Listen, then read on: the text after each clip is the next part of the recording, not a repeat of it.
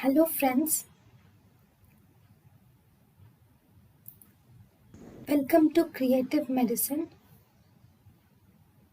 In this lecture, we will learn about Side effects of infliximab. Is costly and it causes infusion related side effects.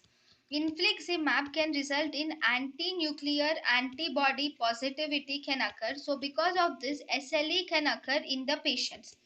In the side effects, the patient might develop lymphomas or infections. There can be reactivation of latent tuberculosis is seen, or there can be reactivation of latent hepatitis B or hepatitis C may be seen.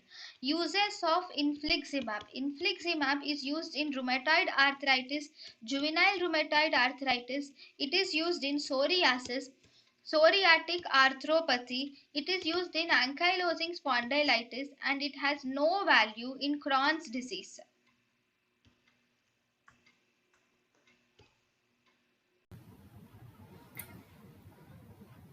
thank you and thank you for watching.